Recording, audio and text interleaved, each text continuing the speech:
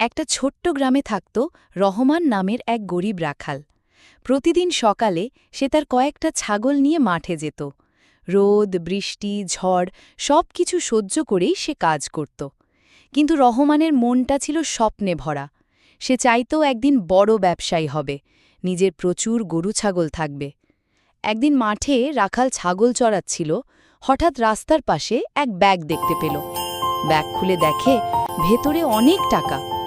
রহমান প্রথমে খুশি হয়ে গেল, কিন্তু কিছুক্ষণ পর তার মনে হলো এটা তো আমার না। সে সিদ্ধান্ত নিল টাকাটা গ্রামের চেয়ারম্যানের কাছে জমা দেবে। যেই ভাবা সেই কাজ। রহমান তৎক্ষণে গ্রামের চেয়ারম্যানের বাড়ির দিকে রওনা দিল। চেয়ারম্যান সাহেব, আমি রাস্তার পাশে এই ব্যাগটি কুড়িয়ে পেয়েছি। তুই এত সৎ? আজকাল এরকম মানুষ পাওয়া যায় না। ব্যাগটি জমা দিয়ে বাড়ির দিক রওনা দিল। কয়েকদিন পর খবর এলো ব্যাগটা এক বড় ব্যবসায়ীর ছিল। ব্যবসায়ী রহমানকে পুরস্কার দিল অনেক টাকা দিয়ে। রহমান সেই টাকায় গরু কিনল। ধীরে ধীরে সে গ্রামের সবচেয়ে বড় গরুর খামারি হয়ে গেল। রহমান প্রমাণ করল সততা থাকলে ভাগ্যও একদিন বদলে যায়।